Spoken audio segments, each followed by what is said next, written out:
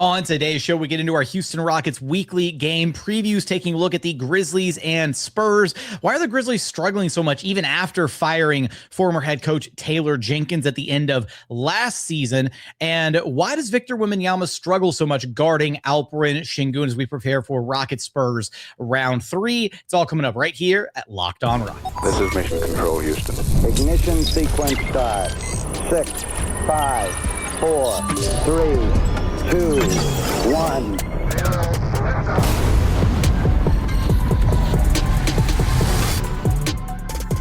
What's up, and welcome to another edition of Locked On Rockets, your daily podcast home for everything Houston Rockets basketball, part of the Locked On Podcast Network, your team every day. Now the #1 sports podcast network. As always, I'm your host, Jackson Gatlin, native Houstonian and credentialed media member. Be sure to follow along wherever you listen to your podcast or on YouTube. Just search Locked On Rockets. On today's show, we're going to be previewing the matchups with the Grizzlies and Spurs to start things off this week for your Houston Rockets.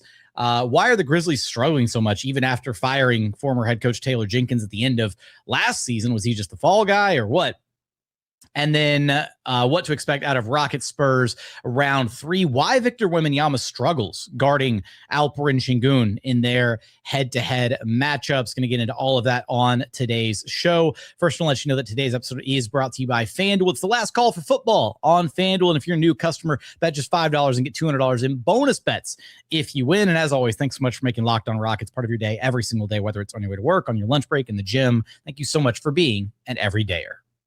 And joining us now is the host of Locked On Grizzlies, Joe Mullinax. You can track down wherever you listen to your podcasts or on YouTube. Just search Locked On Grizzlies. Coming in to preview the Rockets-Grizzlies matchup to tee off this week. But we'll potential matchup to tee off this week, weather permitting, seeing as how the Grizzlies have already gone through one weather delay game Sunday afternoon. The Mavericks game was postponed too. Yeah, it's getting rough out there. Depending on how things look here in Houston Monday evening, we may or may not actually have a Rockets-Grizzlies matchup between these two teams, but we're going to operate under the assumption they will be matching up. So Grizzlies coming into the week at 18-25, just outside of the play-in bracket in the Western Conference. They are ranked 23rd in offense, 15th in defense.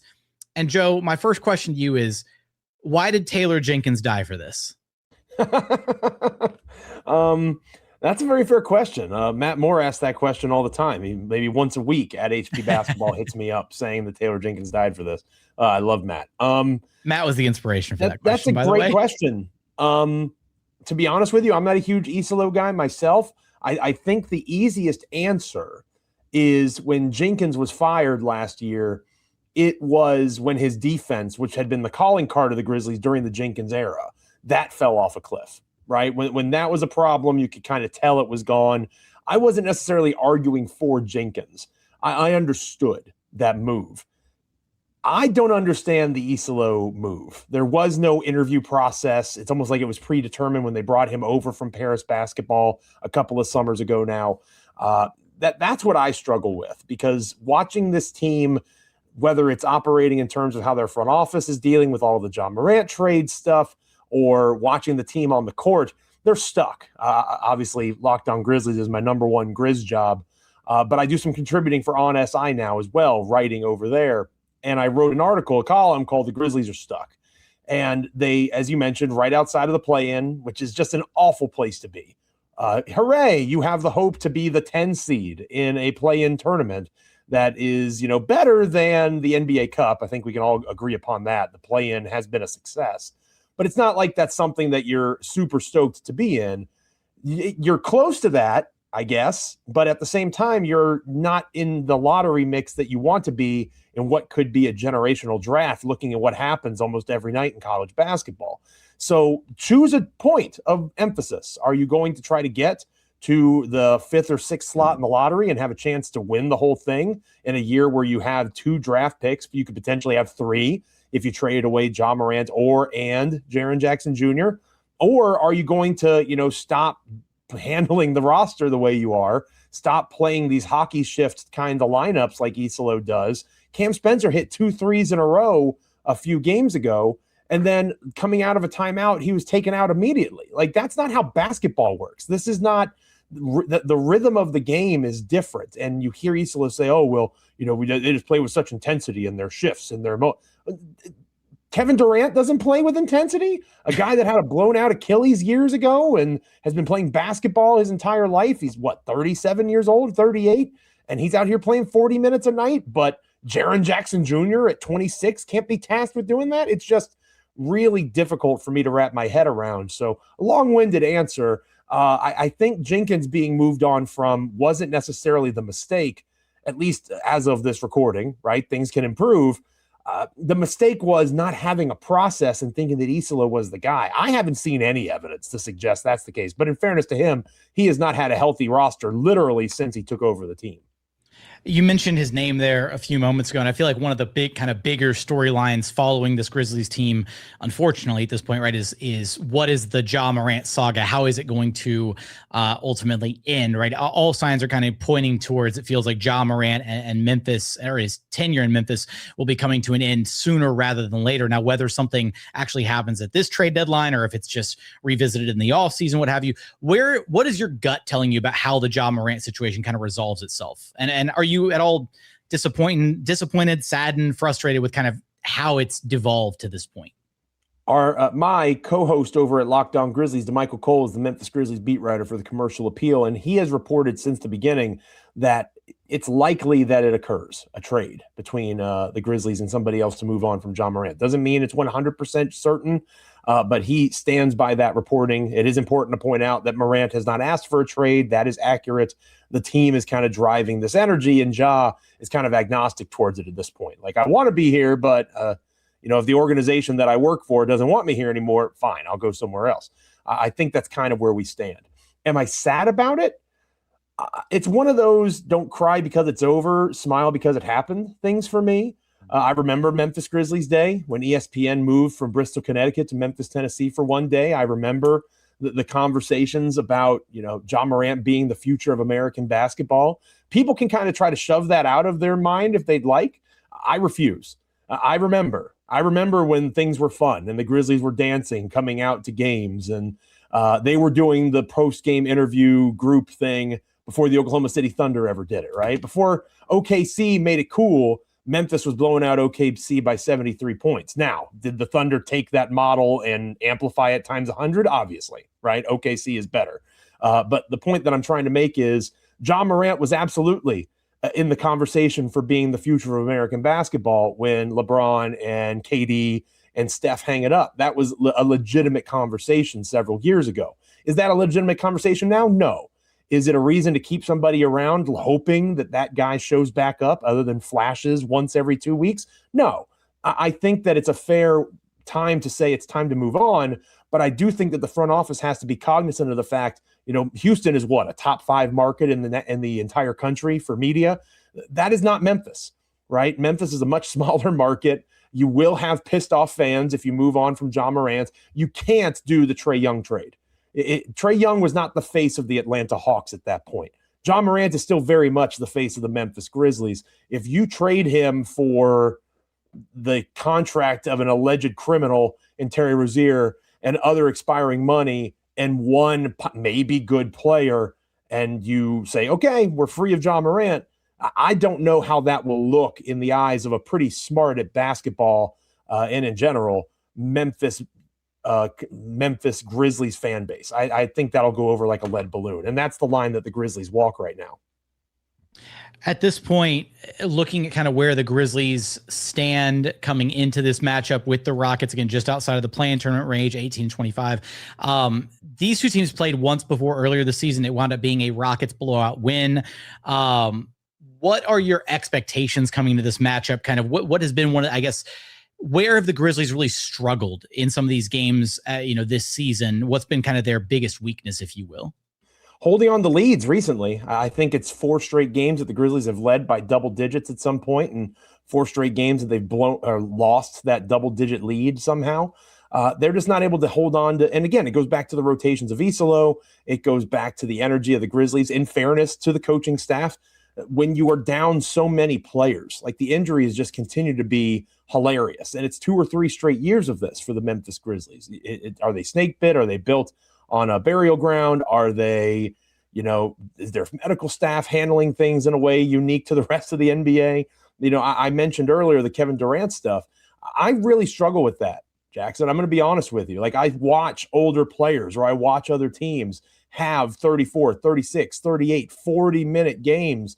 Joel Embiid played 40 minutes or 45 minutes in an overtime game recently. Joel Embiid has half of a knee.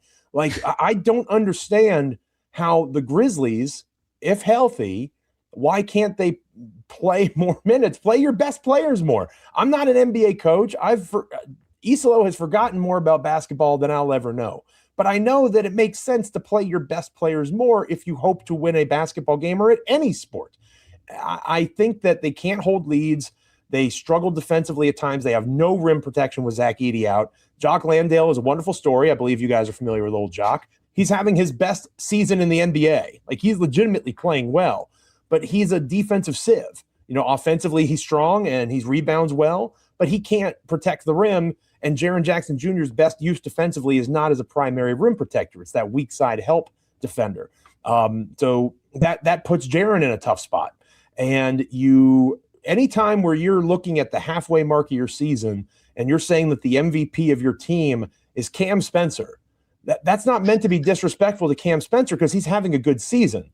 But it tells you that you're probably an 18-25 basketball team because that guy isn't supposed to have to be your best player. And because of injuries and other factors, it's just been a mess of a season for the Grizzlies. So what would I expect going into this game if it happens? I'd expect the Houston Rockets to smoke the Memphis Grizzlies. I don't know why Memphis would be able to hang because the Houston Rockets are a serious basketball organization right now. They have a goal. They want to compete at the highest level possible. They know what their goal is. They know what they want to achieve.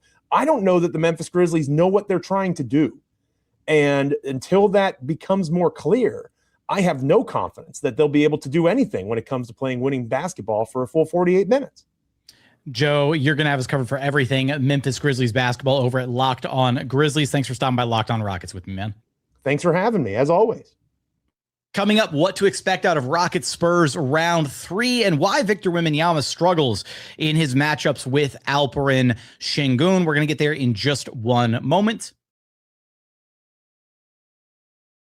First, today's episode is brought to you by FanDuel. It's the last call for football on FanDuel. One final Sunday, one last kickoff, the final chance to get in on the action before the NFL season officially comes to a close. This is Super Bowl 60, and FanDuel is making sure you're right in the middle of it with a special offer just in time for the biggest game of the year. Whether you're backing your favorite, riding with the underdog, or building one last same-game parlay, this is the game everyone's been waiting for. This is where predictions turn into plays, stats turn into storylines, and every snap feels bigger. It's the perfect way to cap off the season and make the Super Bowl even more exciting from kickoff to the final whistle. Right now, you can take a look at the odds on favorites over at FanDuel.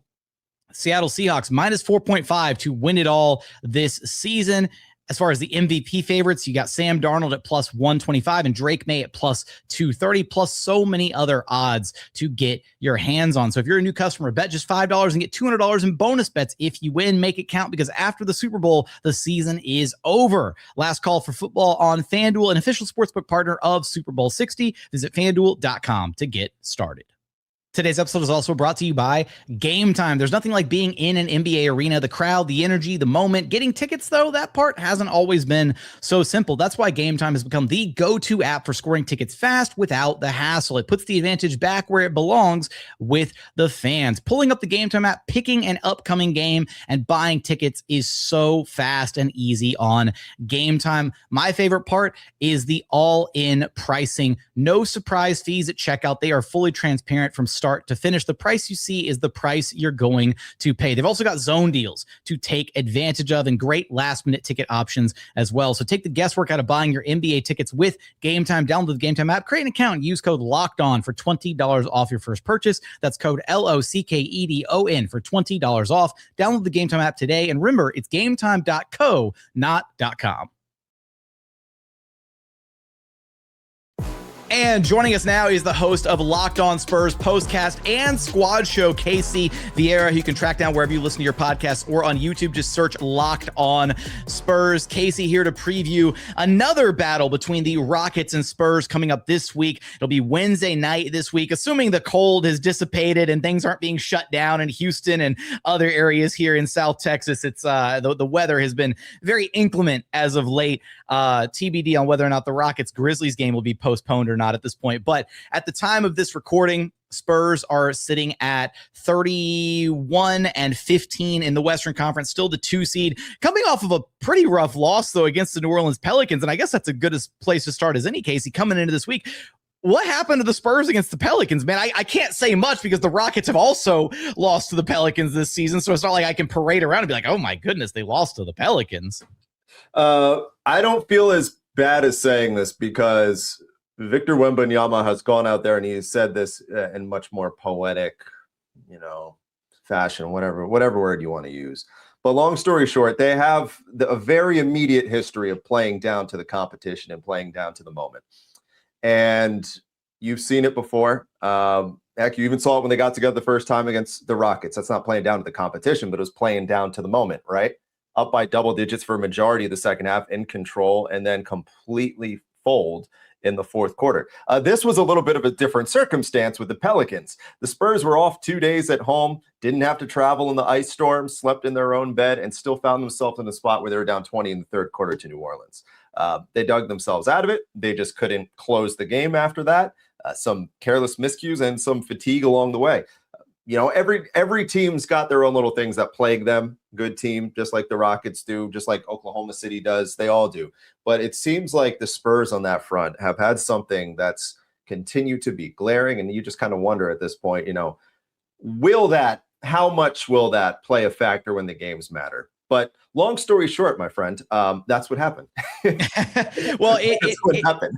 Looking at the previous meetup between these Rockets and Spurs, they played now 2 games apiece. Right now, they've split the season series 1-1. In the most recent matchup, it was a Rockets 111-106 win. Spurs were on the second night of a back-to-back, and it certainly looked that way throughout the game. Right, you had the Spurs were bombing from 3 early, hit 8 threes in the first quarter, and then that number just dwindled as the game wore on. Only 3 threes in the second, 3 threes in the third, and then didn't hit a single 3-pointer in the fourth quarter, right? Only managed to put up 14 on the board. What was your big takeaway from this previous matchup between these two teams and why the Spurs ultimately lost that game? I think it's going back to the idea of the fact that they've had a hard time in some of these spots closing out.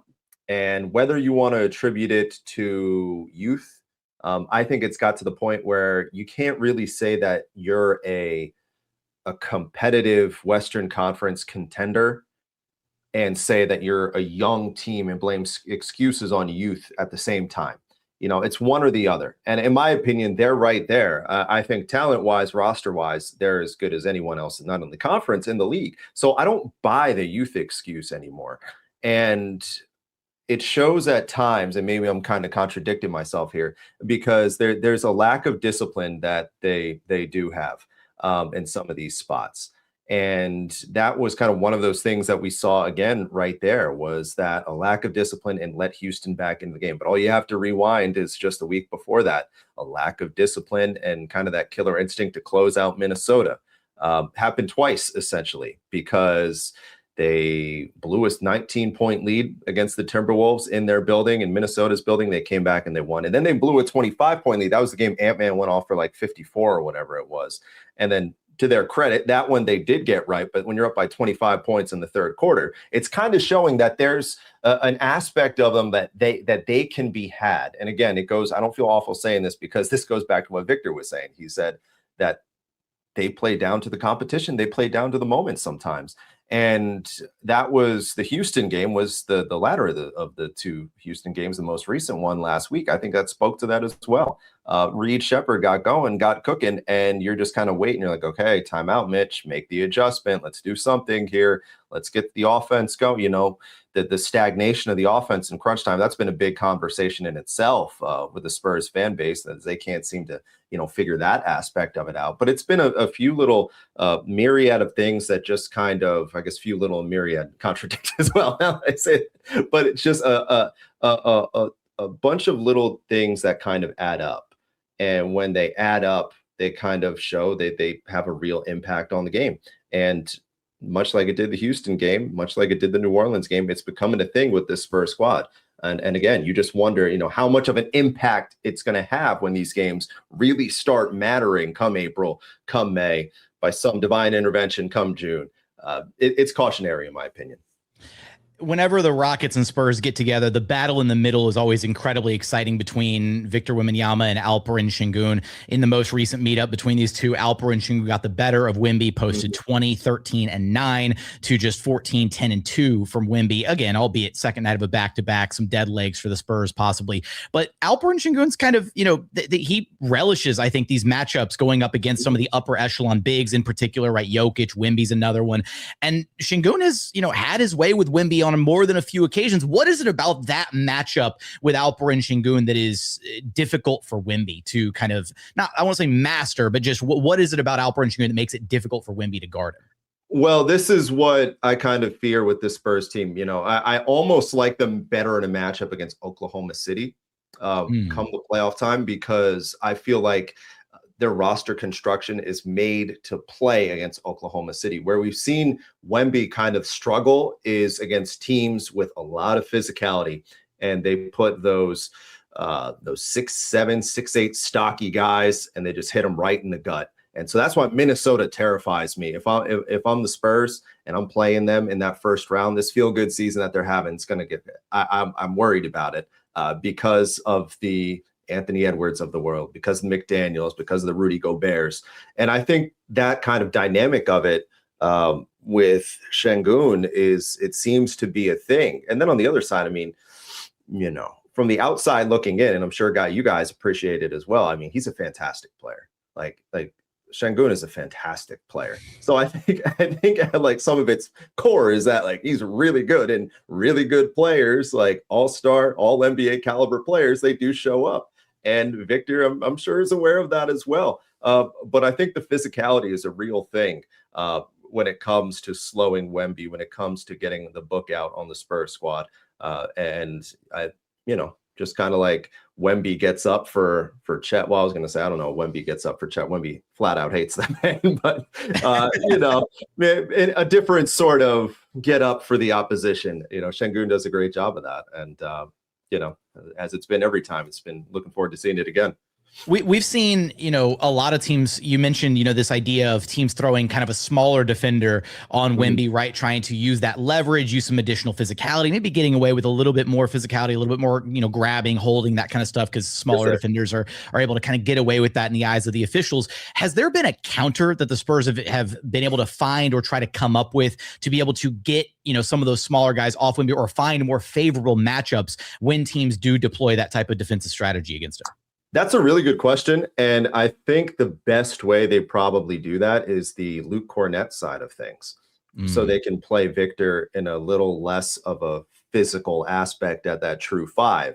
They leave all that dirty work up to Cornett down underneath, and then having another guy who can be a screen setter off the ball and, create some of these mismatches on the switches and things like that. I think that's been their best kind of avenue to try to deflect from that. And I think that's one of the things they're probably going to be looking at come the deadline, is that they need another wing, another physical wing that can consistently knock down a 3. And as a result, do things like that, take that attention off Victor. So much of it, it's the physicality thing that I think plays a factor. But when the offense collectively as a whole is so hit or miss when it comes to hitting the 3-point shot, which they went, I think it was 10, 11 games in a row where 9 out of those 11, they didn't crack 33% of their threes or something like that. It's been a real case study when it comes to this offense sometimes.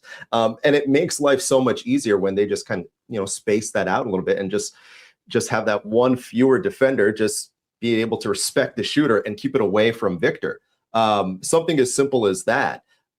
The best way to get about it that they probably do in the immediacy with what they have is the Cornet side of thing. And a credit to Cornet and Victor, like they have, it gets the French vanilla nickname. Haha, it's funny. Yeah, we know it's witty. It's a good nickname, but they're like really good. I don't have the numbers in front of me of what they're doing, but from the eye test, yeah, they're really good. But then you look at the end result, the schematical aspect of it. Cornet's been fantastic, absolutely fantastic for the price tag that they paid, really, and any tag that they would have paid. And as we've come to learn with Victor, he's such an anomaly in the standpoint. It's just positionless. You just pick guys whose skill sets work around him. And that's why the Cornet aspect has worked out as well as it has. But I think that's been some of the challenge for them too, is that if they're going to win notable games and consistently against some of these physical teams, they got to find ways to put Victor in some of these spots where they can preserve him. Because I worry in a 7-game series where they're getting beat up by Julius Randle for 6-7 games, having to deal with it. You face them a one-off, once every 6 weeks. Okay. That's the type of thing that scares me. But short answer to your question, I think it's very much a fluid process, of work in progress, just kind of hoping for the best with what they got. And they do have something to make it work, at least in the immediacy. Casey, you've got us covered for all things Spurs over at Locked On Spurs. Thanks so much for swinging by Locked On Rockets with me, man. Of course, my friend. Appreciate it. That's going to do it for another edition of Locked On Rockets. As always, thanks so much for checking out the show. Remember, the best way to help us grow the show is to listen every single day on a podcast platform of your choosing, and then like, comment, subscribe on YouTube. But as always, thank you so much for watching. Thank you so much for listening. And we look forward to having you back right here at Locked On Rockets, your daily podcast home for everything Houston Rockets basketball.